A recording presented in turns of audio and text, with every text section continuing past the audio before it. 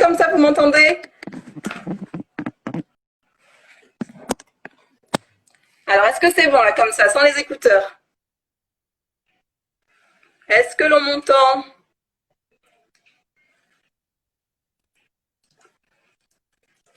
Alors, attendez, je vais réinviter. Hop là.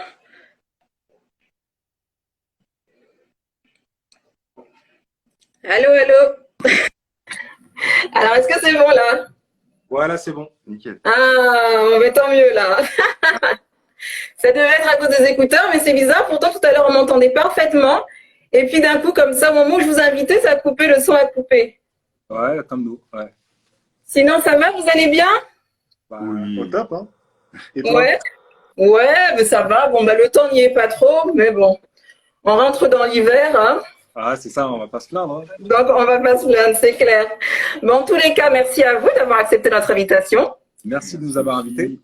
C'est très gentil. C'est vrai que donc on va parler de votre BD, The Last Kamite, qui est un manga afro. Voilà, en plus on voit derrière, c'est parfait comme ça. Alors, avant de rentrer dans le vif du sujet, j'ai quelques chiffres à vous donner. Écoutez bien aussi hein, les followers. Alors, les premiers consommateurs de manga sont bien entendu le Japon. Ensuite, alors si je me trompe, hein, n'hésitez pas à intervenir. Donc, le Japon. Ensuite, nous avons les États-Unis. Ouais. Et en troisième position, nous avons la France. Exactement. Je vais vous donner maintenant le top 4 des meilleures ventes au monde hein, de manga.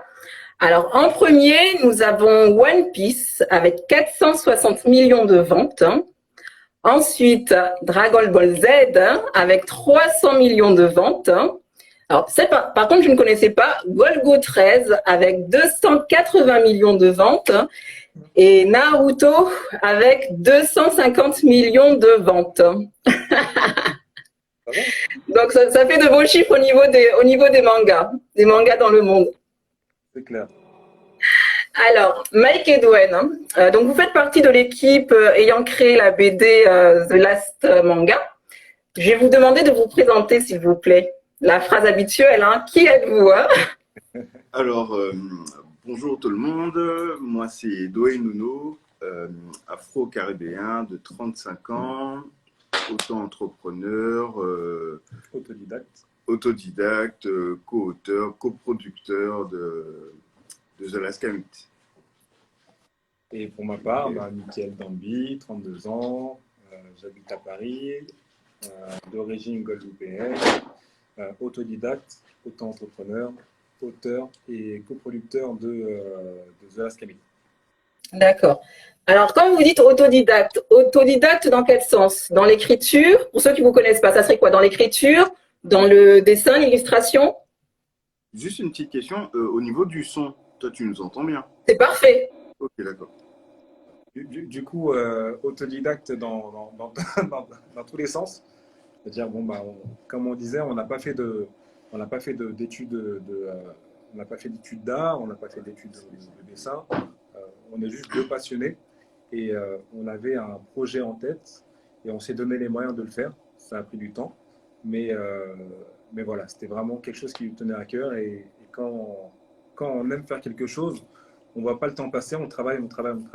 Et c'est comme ça qu'en fait, on se fait la main sur quelque chose et aujourd'hui, il y a le petit bébé qui est sorti.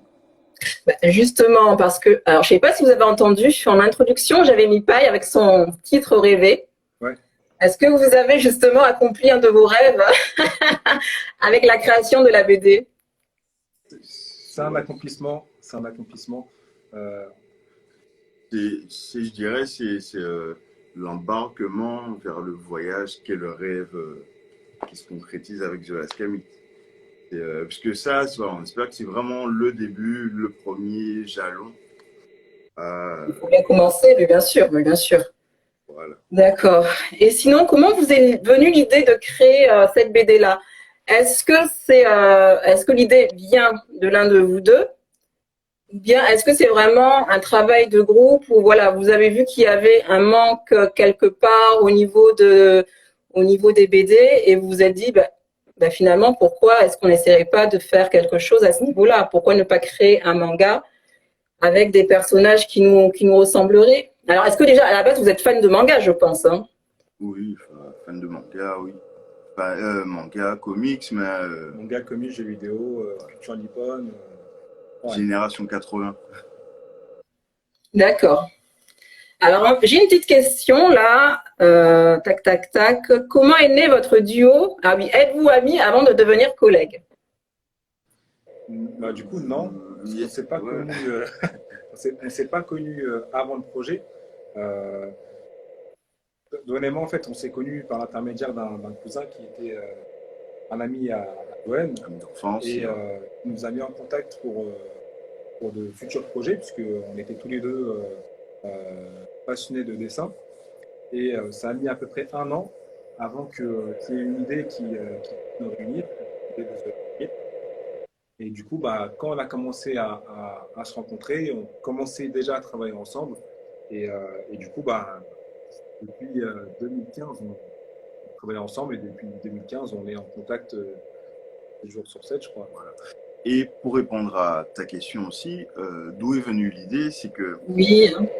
chacun de notre côté, ben, nous sommes afro-descendants et chacun de notre côté, ben, on a fait nos propres recherches, nos propres découvertes.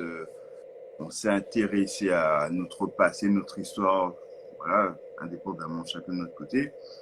Et puis du coup, voilà, il y a eu le rapprochement de fait par l'intermédiaire de mon ami d'enfance et son cousin. Et voilà, enfin, on aimait tous les deux le dessin.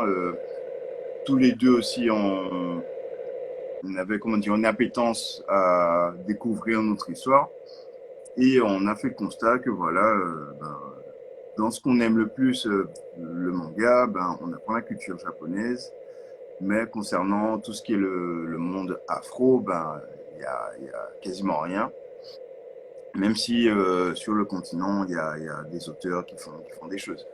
Mais voilà, Oui, bien sûr, tout à fait. voilà, ils n'ont pas l'exposition que peut avoir un manga japonais Bah ou oui, non, mais ça c'est sûr, ça c'est sûr. voilà. Et du coup, ben, comme tous les deux, ben, on s'est dessiné, on aime le manga, sachant qu'au début, ouais, on est parti. Au début, c'était un jeu qu'on voulait faire, jeu pour Un jeu bébé. vidéo? Voilà, jeu vidéo pour portable. Mais après, on s'est rendu compte que, voilà, on s'est lancé dedans, mais pour tout ce qui est programmation, on est en C'est difficile. autodidacte. Ouais, c'est pas Voilà, évident. il faut vraiment s'investir au début. Donc, du coup, on s'est rabattu pour le moment sur ce qu'on sait faire déjà, c'est-à-dire le dessin. Et comme on aime le manga, donc on a toujours. Tu nous entends bien ou? Très bien, moi je t'entends très bien, il n'y a pas de souci. T'inquiète pas, si je t'entends pas, je te fais un petit signe. Ok, Non, c'est d'accord. bon, le son est parfait. Ok. Et du coup, j'ai perdu le fil. Donc tu disais Euh, donc des jeux vidéo, mais étant donné que c'est compliqué, donc vous vous êtes lancé dans l'illustration parce que c'est ce que vous savez faire, hein. voilà, c'est qu'on avait fait le constat que en lisant les mangas, on apprend la culture japonaise, les comics, la culture américaine, les bandes dessinées comme Astérix, Spirou, la culture européenne. Donc, Je peux rebondir? ouais, vas-y. Ouais. Euh, donc c'est vrai que de base, on est parti sur l'idée d'un jeu vidéo sur mobile. Et ce jeu vidéo allait parler justement un petit peu de l'histoire afro. Et en fait, on avait tellement de choses à dire sur ce jeu que c'était pas possible d'expliquer toutes ces choses-là à travers un jeu vidéo. Donc on s'est dit, on va développer une bande dessinée à côté pour pouvoir expliquer tout ce qui allait, enfin tout ce dont allait parler le jeu vidéo. Et à force de développer cet univers, l'univers il était beaucoup trop gros pour un jeu Mm. vidéo. On n'avait pas forcément les moyens de faire un jeu vidéo comme Zelda avec un monde ouvert et expliquer beaucoup de choses. Donc on est parti sur l'idée du manga, parce qu'on sait que le manga, bah, on aime tous les mangas, on a grandi avec, on aime le style, et du coup on pouvait raconter un petit peu tout ce qu'on voulait, donc Ouais, c'est ça. d'accord. Mais comment est-ce que vous avez fait justement pour vous approprier cette culture du manga qui est japonaise, hein, et la revisiter en mode afro? Ah, euh, comment se les réapproprier? Bah, vu qu'on a grandi avec, pour moi, on fait pas attention, c'est-à-dire que on a plus de facilité à dessiner du manga qu'autre chose. Ouais. pour nous, c'était une évidence. Après, basculer justement sur le côté afro et la culture, c'est parce que bah, du coup, nous, on écoute justement tout ce qui est culture afro, que ce soit le hip-hop, que ce soit la musique caribéenne, africaine. Donc on est bercé par tout ça. Et puis en fait, c'était juste le mélange des deux. Et se dire, bah, quand je regarde un manga, un animé, bah, je vois que, je sais pas, les décors, ils sont très japonais, Mhm. habillés en mode japonais. Et pourquoi ne pas les mettre, Fusionner. ouais, fusionner un petit peu les deux cultures. Les deux univers, oui. Exactement, exactement. Sachant aussi, précision importante, on l'a appelé Afro-Manga puisque le contenu pour nous, c'est-à-dire tout ce qui parle de la culture afro, c'est plus important pour nous que le support manga. Je sais pas D'accord. Oui, oui, oui. Voilà. Je te suis. Et aussi, c'est vraiment comme on l'a mis au dos du bouquin, c'est l'esprit, enfin le format de comics, l'esprit de manga. C'est-à-dire que on a utilisé des codes manga, puisque voilà, ça parle à tout le monde, c'est ce qu'on a aussi. Mais faut pas s'attendre à lire un manga qui sort du Japon, par exemple. On a vraiment mis à notre sauce. D'accord, très bien. Alors, attendez, je vais voir s'il y a quelques questions. En même temps, on va répondre aux questions. Donc, les mangas étant une bande dessinée avec les codes de production japonais, mais vous avez répondu à cette question. Comment définissez-vous le manga afro? Quelles en sont les spécificités? Bah, alors, les spécificités du manga afro, pour moi, ça va être très simple hein, quand on regarde un animé en manga japonais, euh, que ce soit la culture ou même l'humour. euh, L'humour, il sera vraiment compris par justement cette communauté, donc les Japonais. Nous, dans les mangas afro, que ce soit en termes de référence, que ce soit en termes d'humour, que ce soit en termes d'expression, euh, je pense que paysage aussi. même de paysage, Mhm. je pense que le monde afro on a une richesse en termes d'expression, de culture, de tout. En fait, c'est vraiment juste réunir les deux. Donc, Le support, qui est le manga, et tout le bouillon de culture, je dirais. Bon, qui va avec, oui. ouais, c'est ça. D'accord. Donc, au niveau de The Last Kami, donc, est-ce que vous pouvez nous faire un petit résumé de cette BD? De quoi ça parle? Donc, d'après ce que j'ai pu lire, donc, ça reprend en fait donc des faits réels avec des personnages réels dans une Afrique fictive. C'est bien ça. Ouais, C'est ça. exactement. Voilà. Donc, en fait, pourquoi être parti sur voilà, des faits réels avec des personnages réels hein, et non avoir créé un nouveau personnage? Et pourquoi une Afrique fictive aussi? C'est vrai que là aussi, ça met un gros point d'interrogation. Pourquoi? Ouais, parce qu'on n'est pas historien. Raconter l'histoire de l'Afrique, un continent, même à travers ces peuples, euh, il y a énormément d'histoires et on ne peut pas raconter une seule histoire. Donc, on n'est pas sur quelque chose de fictif parce que ça nous permet de mélanger un petit peu tout et on n'a pas de. J'allais dire, ça permet de mélanger les protagonistes, les intervenants qui n'ont pas vécu à la même époque, mais voilà, D'accord. voilà. Ouais, ça c'était important. C'est-à-dire qu'il n'y a pas une seule ligne de temps. Là, on est vraiment dans un univers qui est fictif et qui nous permet justement de parler de différents protagonistes qui n'ont pas forcément vécu à la même époque. Et aussi, pourquoi on a choisi je dirais le mode fictif? Euh, c'est que, comme un manga, en fait, c'est de manière tacite, c'est distiller des notions, des mots, des contextes, des histoires, en fait, qui, euh, qui ont un rapport avec le réel, mais comme ça rentre inconsciemment dans le vocable de tous les jours et les gens, ils apprennent comme ça sans pour autant aller bouquiner spécialement Ouais. quelque chose de précis. Et D'accord. porter à la connaissance des trucs qui existent en fait. D'accord. Alors là, nous avons une question de Good Morning Cameroun, hein, donc qui demande c'est quoi le manga The Last Kamit? Son contenu, à quoi doit-on s'attendre en le lisant? le manga The Last Kami, c'est une quête, enfin, c'est l'histoire de Sanka et Mani, qui sont deux adolescents qui, euh, qui vont traverser l'Afrique et qui vont avoir une quête initiatique afin de devenir gardiens. Et les gardiens, c'est les sauveurs de l'humanité à travers notre histoire. Donc, ils vont traverser de l'Afrique du Sud jusqu'à la côte ouest et partir ensuite en outre-mer et dans les diasporas. Et à travers ce D'accord. quête initiatique, ils vont rencontrer différentes ethnies, différentes cultures. Donc c'est vraiment ça. Il y a une histoire fictive et puis en même temps, c'est vraiment ce voyage qu'on peut découvrir à travers de l'Ascamie. D'accord. Donc, en fait, l'histoire se passe en Afrique. Alors, comment, justement, vous êtes des Antilles, hein? Yes.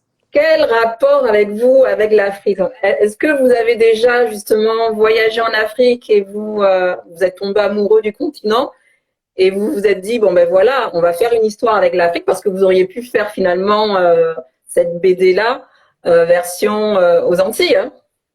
On aurait Alors, pu, pourquoi l'Afrique, hein? c'est vrai. Parce que d'un, c'est pour unir tout le monde afro. C'est vrai qu'on pourrait faire quelque chose que sur les Antilles, mais du coup, ça parlerait que aux Antillais et ça n'intéresserait peut-être pas d'autres. Donc, le but, c'est pour ça qu'on dit un afro-manga, c'est vraiment pour englober justement la culture afro et ses diasporas. Donc, ça, pour nous, c'était important. Quand on fait un afro-manga, du coup, ça parle aux Africains, aux Afro-Caribéens, aux Afro-Américains, aux Afro-Latinos, vraiment toutes les diasporas. Donc, ça, c'était très intéressant. Et puis après, bon, après, moi, enfin, on est afro-descendants, donc pour nous, c'est important de connaître notre histoire. En tant qu'Antillais, on ne peut pas se dire que notre histoire, elle a démarré qu'à partir de l'esclavage. Je pense que c'est un manque de respect pour nos ancêtres de se dire que de les limiter et de se dire ils étaient que ça et on est le résultat de ça. Non, on est le résultat de grands royaumes, de culture, de toute une richesse à travers des milliers d'années et à travers le continent. Donc, pour nous, c'était important de mettre en avant l'Afrique. Et pour revenir sur la question, est-ce qu'on est déjà parti en Afrique? Pour ma part, du coup, je suis parti déjà 5 fois en Afrique. J'ai pu faire du coup la Guinée-Conakry, l'Afrique du Sud. D'ailleurs, le manga commence en Afrique du Sud. D'accord. Côte d'Ivoire, le Sénégal, le Ghana, etc. Donc, ouais. D'accord. Alors, attendez, je lis les questions en même temps. Bonjour à vous trois. Je trouve l'initiative super, hein. Juste, je trouve ça un peu dommage d'avoir repris les gimmicks un peu japonais. Après, c'est ça, c'est l'esprit du manga. Euh, comme on a dit, on a grandi avec. Donc, c'est normal qu'on fasse des hommages à Ce qui nous a marqué. ce qui nous a marqué. Là, en fait, dans le manga, on va retrouver pas mal de références par rapport à tout ce qu'on a connu en grandissant, que ce soit les mangas, les jeux vidéo, la culture, la musique également, la culture hip-hop. Donc, c'est vraiment tout ça. On va retrouver tout ça dans The Last Kami. En fait, The Last Kami, c'est un petit peu l'ensemble de tout ce qu'on a vécu et tout ce qu'on connaît. Ouais. Sachant aussi que le tome qui est paru, c'est le début, pas prémisse, mais c'est le début de notre grande aventure. Donc, au fur et à mesure, avec le temps, on va, entre guillemets, gagner en confiance. On va pouvoir peut-être imposer des codes qui nous seront propres. Oui, propre, oui, tout à fait, tout à fait. Pour le moment, voilà, on s'appuie sur ce qu'on connaît, qui nous a fait aimer. Et puis, par la suite, on va s'imposer. Puis en plus, comme c'est une première expérience, donc là déjà l'épisode 1, il a été fait il y a plus de 3 ans. Ah, d'accord, hein. Ouais, donc là c'est vraiment une amélioration. Déjà au tome 2, il y a déjà beaucoup de changements. On a eu beaucoup de retours de notre fanbase et ça nous fait énormément plaisir parce que ça nous permet de nous améliorer également. Donc c'est vraiment une aventure qu'on vit tous ensemble. Et pour nous, c'est important déjà ces retours Et puis voilà, petit à petit, on va pouvoir vraiment avoir notre propre style Oui, imposé non, tout à fait. et sans s'appuyer sur des choses qu'on connaît déjà. D'accord. Sachant aussi, pour ajouter que, certes, on s'appuie sur le manga, l'esprit manga, mais c'est surtout pour la trame scénaristique qui est plus tournée vers le shonen. Mais ceux qui l'ont déjà lu, ils ont pu voir que voilà, tout est en couleur, format d'un comics. Et on a vraiment essayé de faire quelque chose un peu de singulier, même si on reprend pour le moment des codes ici et là, mais on essaye d'amener C'est assez original au niveau de la construction de la BD, hein. voilà, Exactement, exactement. et ça, D'accord. J'aimerais. Excuse-moi, vas-y. Non, non, vas-y, Gwen, excuse-moi. je me disais, voilà, celui de gauche à droite, à la française, Ah, d'accord. de droite à gauche, donc D'accord. J'aimerais revenir sur donc des personnages réels. Donc c'est-à-dire dans cette BD là, comme vous avez dit, donc on retrouve différents personnages. Donc en amont, est-ce qu'il y a eu quand même une recherche d'histoire sur l'histoire de chacun de ces personnages-là? Comment vous avez fonctionné? Comment vous avez fait le choix d'intégrer tel ou tel personnage? Par rapport à quoi? alors, c'est comment dire, les personnages réels servent de référence, mais dans notre univers, ils sont pas forcément rattachés à ce qu'ils ont fait dans le réel. Si je m'explique, par exemple, notre héros, c'est Sanka, en référence à Thomas Sankara, mais c'est pas pour autant que voilà, c'est qu'il a pris la tête du Burkina Faso. C'est vraiment, enfin, c'est comme un manga en fait. C'est par exemple dans Naruto, il y a des noms de personnages qui sont donnés, mais qui n'ont rien à voir avec ce qu'ils ont fait dans la vraie vie en fait. Mais ça permet de porter à la connaissance de tout un chacun les mots, les notions, voilà. C'est ça, c'est que des introductions. En fait, on met le pied dans l'histoire, mais on ne rentre Mhm. pas non plus, parce que comme on dit, on n'est pas historien. Euh, on peut raconter une vision des choses qui n'est peut-être pas la vision de quelqu'un Général. d'autre. Donc c'est toujours difficile de rentrer dans des sujets comme ça qui sont plutôt délicats. C'est pour ça qu'on reste plutôt dans de la fiction. Et en fait, on s'inspire, on prend des références qui ont existé, et du coup, on essaie de les rendre fictives. Mais après, c'est à tout à chacun qui veut s'intéresser justement à l'histoire, d'aller faire sa propre recherche et de se dire, Oui, ah, oui. chose, c'est ça. Ou ça existait, mais pas comme ça. Ou Par, ainsi de suite. J'allais dire, par contre, par exemple, quelqu'un qui a eu une influence, je dirais, néfaste sur je sais pas, l'Afrique, dans The Last Kamit, bon, il restera aussi mauvais. Il va pas devenir gentil. Oui, le rôle du gentil. Oui, c'est clair. Voilà. On a essayé de respecter ça, mais c'est pas son histoire qui sera. D'accord, d'accord. C'est un personnage qui vient s'intégrer en fait au manga où il tient son rôle de l'époque en fait.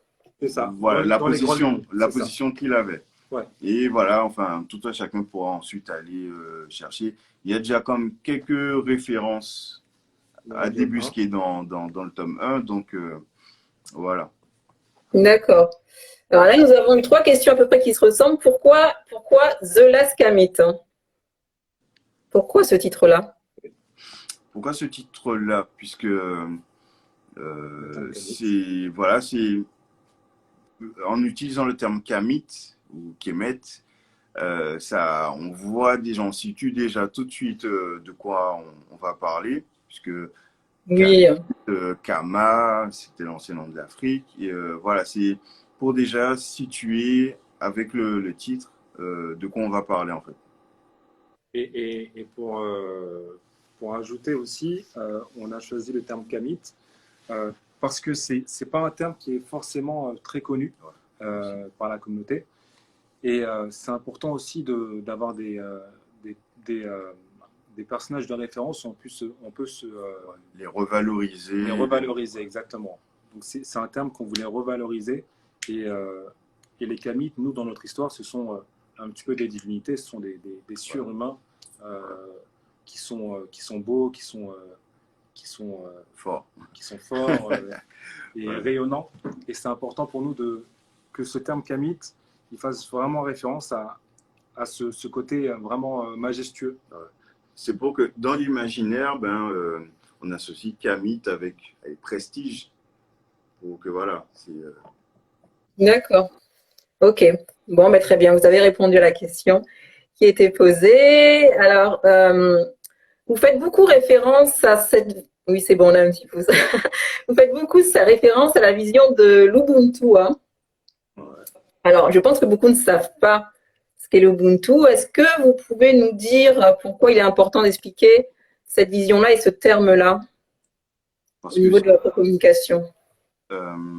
certainement connu, puisqu'il y a eu un software comme Microsoft qui a été fait, le logiciel Ubuntu, logiciel d'exploitation pour ordinateur.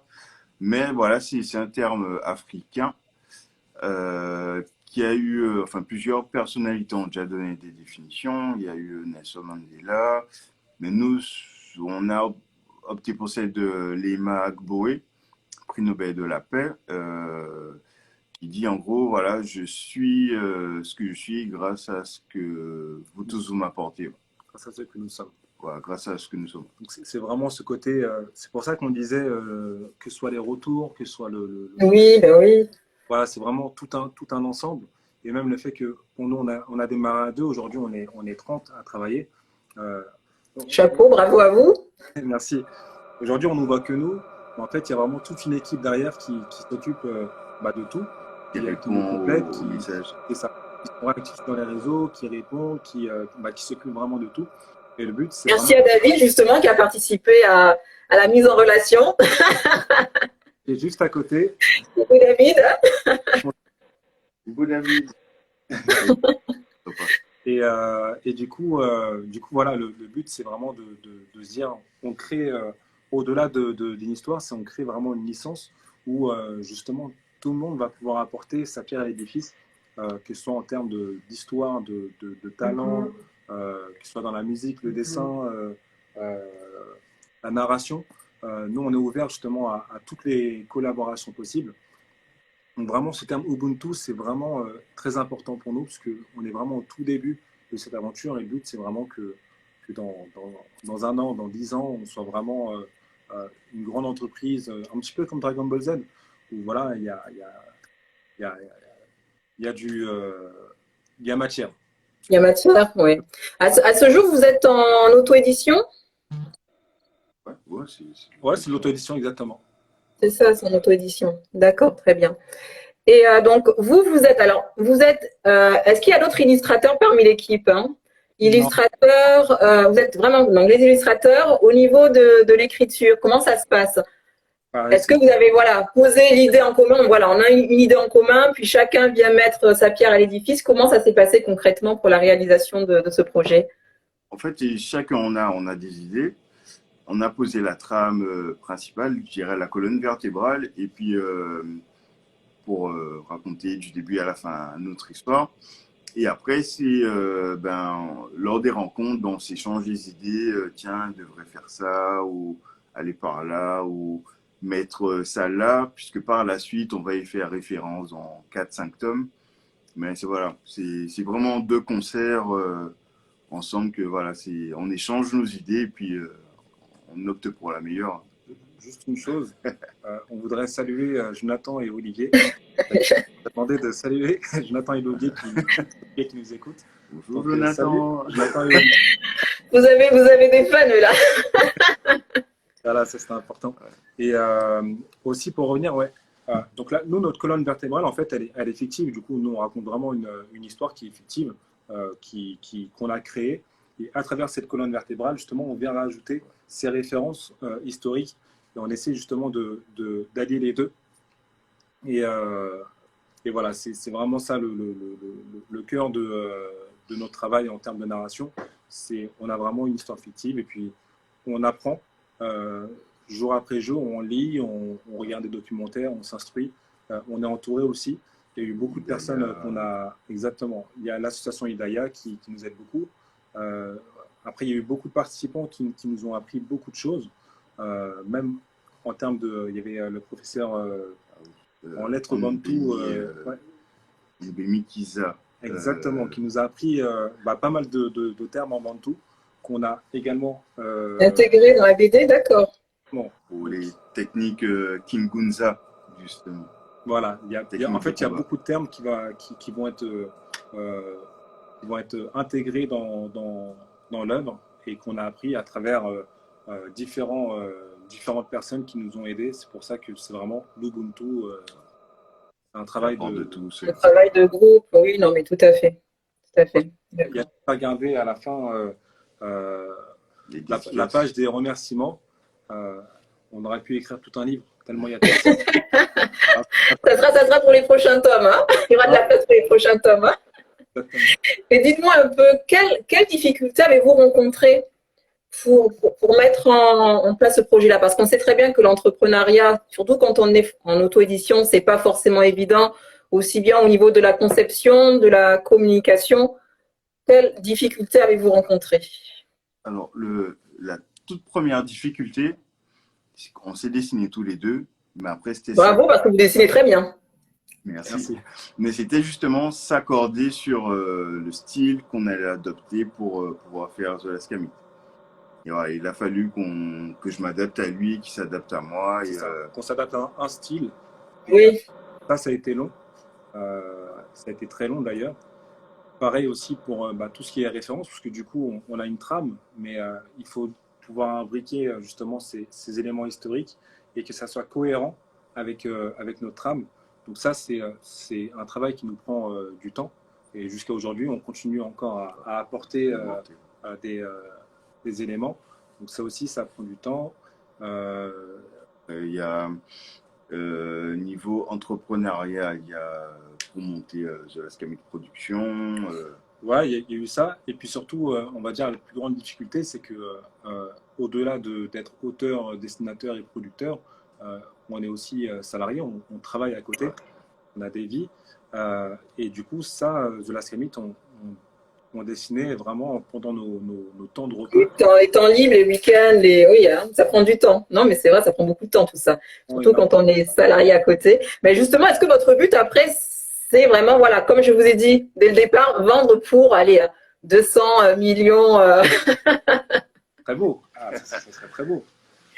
Non, mais est-ce que votre but, ça serait voilà, de pouvoir vivre de cette activité-là? Ou bien c'est vraiment voilà, un passe-temps, parce que vous avez vu qu'il y avait un manque, donc combler ce manque-là et à côté, garder une activité salariale. Hein.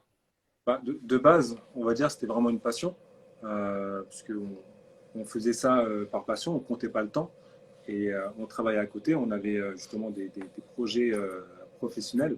Mais plus ça grandit et plus en fait on se rend compte que ce projet-là, il nous tient vraiment à cœur. On voit qu'il y a beaucoup de personnes qui nous soutiennent, qui attendaient aussi, qui sont motivées justement par cette initiative. Et aujourd'hui, j'aimerais beaucoup, en tout cas pour moi, mais sous mon contrôle, ouais. En tout cas, on aimerait beaucoup travailler de ça, vivre de ça et justement trouver des nouvelles pépites. Donner la chance à d'autres jeunes comme nous de pouvoir, c'est ça, de pouvoir monter leur projet, ne pas se fixer des barrières, parce qu'en fait, on aurait pu passer par des dessinateurs professionnels, mais là, on n'avait pas forcément les moyens. Et de deux, c'est ça, mais oui, c'est un coût. Non, mais c'est vrai que c'est un coût, il faut dire. On s'est mis au défi, même si on n'avait pas forcément le temps, mais on s'est mis au défi de le faire et ça a pris beaucoup de temps finalement, parce que du coup, on a commencé en 2015. Aujourd'hui, on est en 2020. Donc, on n'a jamais baissé les bras, on a appris, on a fait beaucoup d'erreurs aussi. Ça nous a pris beaucoup de temps, mais aujourd'hui, on est très content de ce que c'est, on est très content des retours et on est encore 2 fois plus motivé pour aller encore 2 fois plus loin. Donc voilà, on croise les doigts pour que ça continue. Puisque le but aussi, comme il a évoqué, c'est surtout que les gens, je dirais, racisés comme nous, en fait, ils se rendent compte que tout est possible et que si notre expérience à nous permet à d'autres d'arriver plus haut, tant mieux. Hein, exactement. Voilà, ils peuvent venir faire un stage, ils nous apprennent, on leur apprend aussi, ça va dans les deux sens. L'apport de chacun. Et puis après, voilà, pour que… Ben oui, non, mais c'est sûr, avancer ensemble pour essayer d'aller vraiment le plus loin possible. Hein. Super. Alors là, on a une question de Curiosito. Comment avez-vous trouvé le look de 100K? Quelles étaient vos inspirations? Sanka qui est le personnage principal. Ouais, bien sûr, mais alors là, C'est comment là? La question, est-ce que tu peux... Comment avez-vous trouvé le look de Sanka? Qu'est-ce qui vous a inspiré pour lui donner l'aspect qu'il a à ce jour dans la BD, hein? Les locks. Après, concernant les locks, la chevelure, il y a une petite histoire, enfin, assez longue. Vous êtes là pour ça? Spoil ou pas? Ouais, c'est que Ouais. finalement, on a gardé l'idée de départ, mais elle apparaîtra par la suite. Ouais, en fait, on peut pas trop en dire, mais en tout cas, D'accord. Bon, faudra attendre le tome 2 pour en savoir davantage, hein? Voilà. En fait, les cheveux dans l'histoire, c'est très important et il y a toute une histoire également avec les cheveux. Donc, c'est important pour nous qu'il y ait des locks. Donc Un truc particulier, ouais. ouais. Ça, on pourrait dire, en termes d'inspiration, on pourrait prendre l'exemple de Dragon Ball Z avec les transformations, donc en Super Saiyan, et ce délire des cheveux qui poussent entre les transformations, surtout en Super Saiyan 3 où il a des cheveux très longs. Voilà, je pourrais juste prendre cette référence. C'est pas exactement ça, mais dans l'ensemble, c'est ça. Et après, en style vestimentaire, il y a eu beaucoup de changements parce qu'on a fait beaucoup de croquis dessus et on est parti sur un truc un peu plus hip-hop de base, mais en même temps ethnique, très fictif. Donc, D'accord. Et comment a réagi le public à la sortie de... Parce que c'est vrai que vous avez très très bien communiqué sur la BD. Quelle a été la réaction du public, hein, quand la BD est sortie en septembre, hein, si je ne me trompe pas, c'est bien ça. Donc en fait, c'est vraiment tout récent. ouais, c'est tout récent. Moi, enfin, j'ai eu une surprise, c'est que, comment dire, quand tout le monde regardait les montages japonais, tout le monde s'identifiait à ça. Pour moi, enfin, moi, ça ne m'a jamais posé de problème, même si ouais, je me disais, ouais, voilà, il n'est pas comme moi, il n'est pas bon, pas. Mais en fait, on a eu beaucoup de retours où des jeunes parents, des parents nous disaient que, ouais, enfin, mes enfants, ils vont grandir avec un modèle avec un héros qui leur ressemble, qui a grandi avec des héros d'autres origines, en fait. Donc, ouais, ça peut un peu servir de tuteur pour la jeune génération. Déjà, c'est ce qui m'a un peu étonné. Après, Sinon, que des retours, en général, que des retours positifs, hein. Là, généralement, est-ce que vous n'avez pas eu d'attaque du style, oui, mais voilà, la culture manga est japonaise. Non, vous n'avez pas eu ce genre d'attaque-là? Appropriation, au début, ouais. Alors ça, c'était vraiment au tout début. Oui, vous attendrez à tout, c'est clair. De toute façon, il fallait s'y attendre. Bah oui, hein. Mais non, en vrai, dans l'ensemble, c'est plutôt positif. Puis ceux qui pensent que... Moi, je pense qu'on n'a pas ni attendu d'être japonais pour lire des mangas, ni américain pour écouter du rap américain ou du R&B. Donc, ouais. Sachant deux choses aussi, c'est que le manga tel qu'on le connaît actuellement, il a été influencé. Ils avaient déjà une forme de bande dessinée avant, mais ensuite, avec la Seconde Guerre mondiale, les soldats américains, il y a eu l'apport des comics par rapport aux yeux, par exemple, où maintenant ils sont grands ouverts, ce qui est typiquement occidental en fait. Donc il y a le manga tel qu'on le connaît, il a aussi subi des transformations. On peut dire qu'il s'approprie aussi les comics américains. Ouais, il a été influencé, pareil, voilà, par les comics américains. Par des choses venues d'ailleurs. Et la deuxième chose, c'est comme je l'ai dit au tout début, c'est on a gardé l'appellation Afro Manga, c'est vraiment pour faire le petit clin d'œil puisque ça parle à tout le monde, mais c'est plus pertinent. Il ne faut pas que les gens s'attendent à lire un manga pur et dur comme ça se fait. Oui, bah oui, après voilà, quoi. Il faut apporter aussi de la nouveauté, hein. Voilà, c'est vraiment, ça nous sert de socle de base, mais on essaie vraiment d'apporter notre vibe, notre vision de la chose et ouais. Bon, en tous les cas, c'est un bon début. Je pense que le public est satisfait. Est-ce qu'on peut s'attendre à c'est vrai que qui dit manga, on s'attend quand même peut-être à un court-métrage ou Ah, Quelque chose de ce type? Est-ce que c'est prévu dans peut-être l'année prochaine ou dans les mois à venir, hein? alors, Dans les dans les mois à venir, non.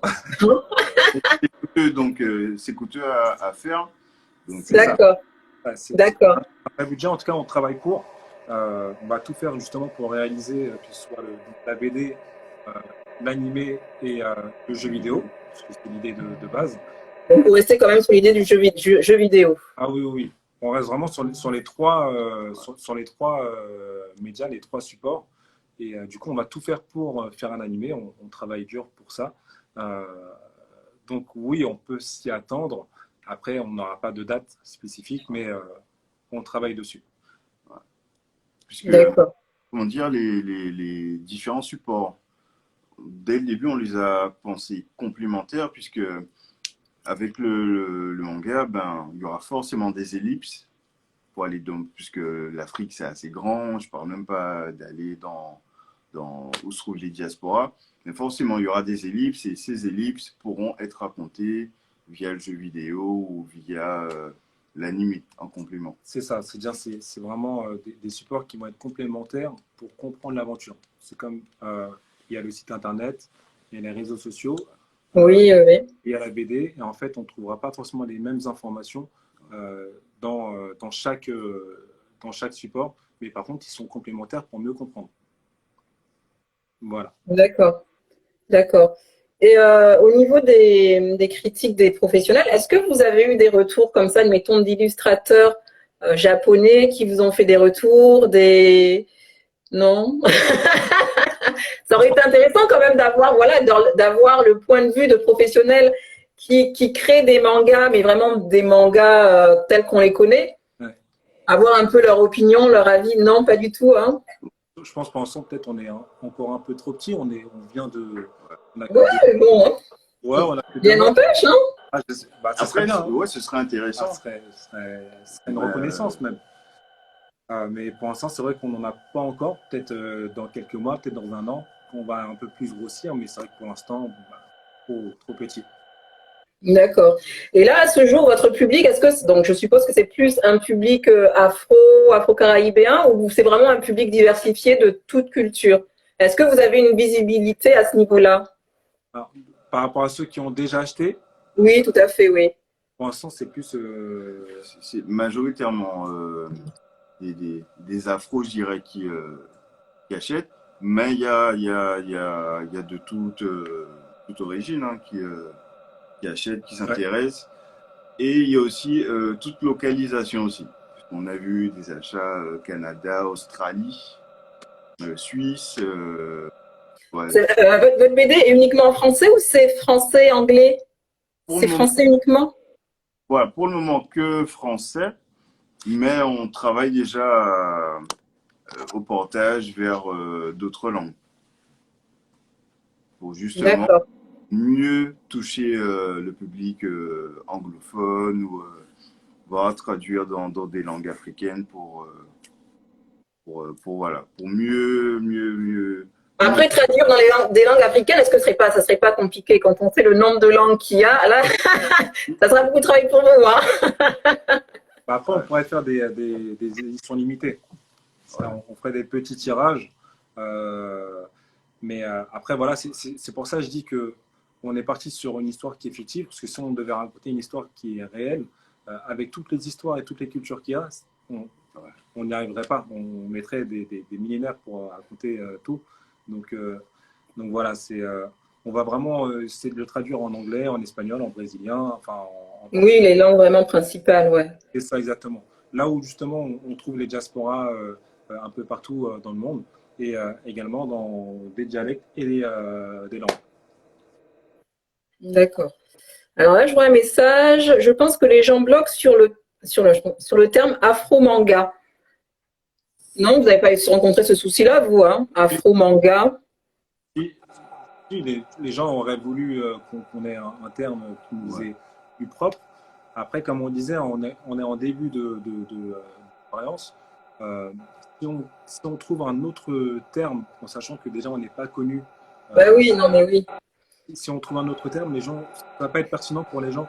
Ils vont pas comprendre ce que c'est. Donc, c'est mieux de démarrer par un afro-manga. On sait que du coup, c'est un Tout le manga monde comprend, mais bien sûr. c'est plus compréhensible. Et par la suite, on pourra peut-être changer.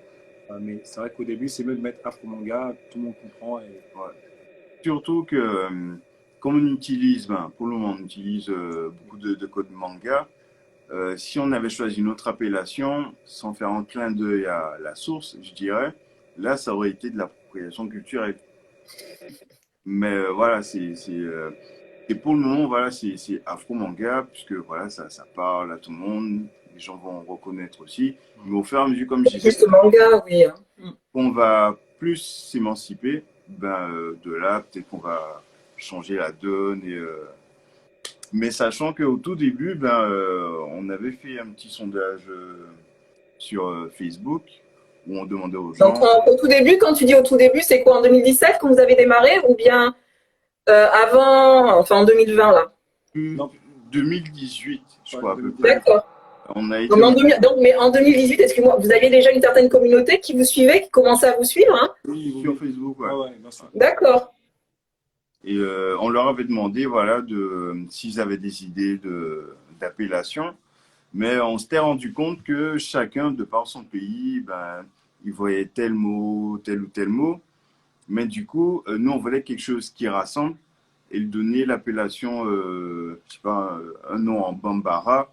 Ça aurait été plus sélectif et voilà, ça aurait peut-être exclu. Ouais. Oui, non, mais c'est vrai, tout à fait. Il faut penser à ça également, c'est vrai. C'est ça. Donc, Donc, c'est pour ça que c'est toujours difficile. Donc, on est resté sur l'afro-manga pour le moment. ouais, Et puis, qui est plus générique et c'est ça. D'accord. Et donc là, actuellement, vos livres, hein, enfin, vos livres autres, peut-être bientôt vos, où est-ce on peut le trouver? Donc, sur votre site internet. Exactement. Euh, on vous trouve dans certains magasins ou pas encore? Pour l'instant, c'est vraiment que sur votre site internet. C'est en train d'arriver. Là, il va y avoir de plus en plus de distributeurs, De points, ouais, de points de vente, hein. points de vente. On va les communiquer sur les réseaux et sur le site internet. Mais là, c'est vrai que pour l'instant, c'est vraiment focalisé sur le site internet. Ça nous permettait d'avoir un meilleur suivi, de vraiment mieux cibler et voir un petit peu plus les retours qu'on avait.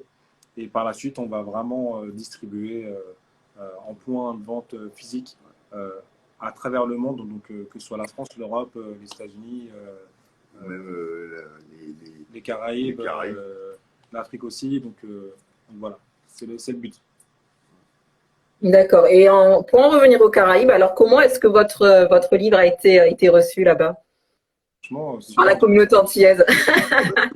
super Ouais, bien. moi, ça m'a même étonné. Ouais. Je savais que ça aurait intéressé, mais je pensais pas Peut-être pas autant. autant, ouais.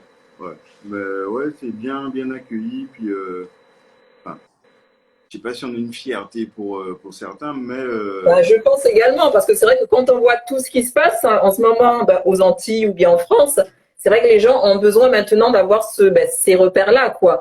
D'avoir voilà, des livres où on est représenté, d'avoir un peu plus peut-être d'acteurs aussi qui nous représentent au sein de la société. Je pense qu'il faut ça pour changer les mentalités des gens. puisque contrairement à ce qu'on pourrait penser, ben, de plus en plus, je parle pour les Caraïbes françaises, les compatriotes, ils s'intéressent de plus en plus voilà, au retour aux sources, à d'où on vient en fait. Ils commencent à sortir du carcan, ben, on est assimilés, descendants d'esclaves, ils se réapproprient leur histoire en fait. Donc du coup, ils trouvent un écho dans ce qu'on a fait par rapport à Non, ça. mais c'est bien, oui, tout à fait. Ça ouvre des portes, ça ouvre des visions. C'est très, très bien ce que vous avez fait. Nous avons une question. Comment vous vous êtes réparti le travail? Est-ce qu'il y en a un qui dessine plus que l'autre? Au début, ouais, au début, puisque, enfin, à vrai dire, hein, moi, j'étais pas, ouais, j'étais un petit peu couleur, mais j'étais pas du tout couleur à fond comme on a fait là. C'est plus Dambi qui m'a donné des techniques et du coup, j'ai rattrapé sur ce niveau-là. Mais ça a toujours été, il fait quelque chose, après il me passe, je rajoute ma touche, après je repasse. Et, comme pour tout ce qui est écrit, c'est je vais lancer une idée, il va rajouter à lui, je vais arranger, et puis En fait, Ouais, donc c'est un travail de collaboration, hein. c'est ça. On est vraiment complémentaires, on fait vraiment les mêmes tâches. Et, euh, et ce que je fais, bah, du coup, il le complète. Et ce qu'il fait, bah, du coup, je le complète. Et voilà. Mais on fait vraiment, que ce soit le scénario ou le dessin, on fait vraiment les mêmes tâches ensemble. On est un vrai binôme. D'accord. Et donc le tome 2, est-ce que vous prévoyez le tome 2 dans combien de temps? Est-ce que ça va suivre, hein, directement, ou bien vous préférez vraiment, voilà, attendre, hein, de voir ce que va donner les ventes du tome 1 avant de se lancer, ou bien peut-être que vous avez déjà commencé l'écriture du tome 2? Ah, le tome 2, il est déjà là. Ah, Le 2 est d'accord. là. En fait, on a déjà plusieurs tomes. Ah, d'accord, hein. Ouais, on va dire il y a 3 tomes qui sont presque finis. Après, les autres tomes, on a le scénario, mais on ne les a pas encore commencés. Donc, 4, ils sont tous là. Et on attend juste de pouvoir communiquer la date de sortie du tome 2, qui arrivera sans moi. Et voilà. Puisque, comme tu disais, comme c'est le premier, on le laisse vivre sa belle vie pour trouver Se son faire public. connaître, bah oui, non mais oui. Voilà, enfin, on va pas attendre trop longtemps aussi, puisque on a déjà eu beaucoup de retours où, voilà, ils attendent la suite. Puisqu'en fait, le tome 1, c'est quasiment l'équivalent d'une introduction à notre univers. C'est pour ça que ça peut sembler peut-être court. Enfin, on a envie de savoir la suite tout de suite Qu'est-ce après, qui mais se passe? On veut la suite, hein, comme quand on regarde les séries, on attend la suite avec impatience. on a trouvé le bon cliffhanger pour tenir en haleine. Mais et justement, les retours qui sont en train d'être faits par rapport à ça, ben, ça nous permet justement de fignoler le tome 2 avant le lancement de l'impression pour, voilà, pour s'améliorer en fait. D'accord, ok. Alors, attendez, je regarde s'il y a des messages. Merci les garçons. C'est marqué merci les garçons, bon vent à vous. C'est très encourageant. La jeunesse afro prend conscience des priorités partout dans le monde. C'est vrai qu'il y a beaucoup d'initiatives qui se font, on en voit de plus en plus, et c'est ce qu'il faut pour la nouvelle génération. Ouais, ouais, ouais, Alors, je regarde un peu tout ce qui peut se dire. Bon, merci, tu es une bonne intervieweuse. Merci Tamara Diallo. comme ça. Bon, ben, je pense que j'ai fait le tour des questions. Ben, surtout si vous avez des questions, n'hésitez pas à poser des questions. Alors, attendez, tac, tac. Alors, pour nous, parents qui avons des enfants, c'est vraiment génial d'avoir un manga afro. Ça participera à la représentativité afro chez nos enfants, qui est une question essentielle aujourd'hui. Ouais, totalement d'accord. Bon, je pense que là, tout est dit, hein. Alors, Fatou demande, est-ce que c'est vendu en Afrique, hein? C'est les gens qui commandent comme ça. Pour l'instant, il n'y a pas encore de point de vente, hein. C'est ça, vous n'avez pas encore de point de vente sur le continent africain? Non, pas encore. Pas encore. C'est C'est en en cours travail, en fait. c'est en cours, mais pas encore. Pour bientôt. Ok, d'accord. Après, Bon, ben on arrive à la fin de l'interview. Est-ce que vous avez quelque chose à nous dire? Un mot de fin, apporter de l'espoir aux personnes qui vous regardent, à la nouvelle génération? déjà, un grand merci. Un grand merci à toi, un grand merci à tout le monde de nous soutenir, de nous motiver. Je pense que voilà, ça n'a pas été toujours facile pour nous, mais là, on voit un petit peu les fruits de nos efforts et justement, ça nous motive 4 fois plus. On aimerait dire aussi à toute personne qui a des projets, mais qui ne se sent pas capable d'aller au bout, de les faire, même si ça prend du temps. Ça peut prendre 1 an, 2 ans, 3 ans, 10 ans, mais de ne jamais rien lâcher. Parce que justement, c'est quand on lâche que ça devient de plus en plus dur. Et qu'est-ce que je veux dire? Autre chose, si il y a des personnes qui aimeraient travailler avec nous, nous, on est ouvert à toute proposition.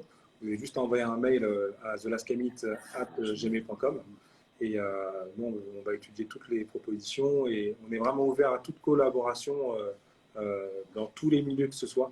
Donc, n'hésitez pas. Et ensemble, on va pouvoir créer vraiment un grand univers et une très belle aventure. Voilà. D'accord. Bon, ben, très bien. Ben, moi, je vous souhaite plein de bonnes choses, hein. réussite dans tous vos projets. On attend le court-métrage avec impatience. Moi, je suis plus court-métrage que, que BD. Comme beaucoup. Et en tous les cas, encore merci à vous et beaucoup, beaucoup de bonnes choses. Merci, merci encore. Merci aussi. Merci. Ben, je vous dis à très bientôt. À très bientôt. Et encore merci à David. Ouais.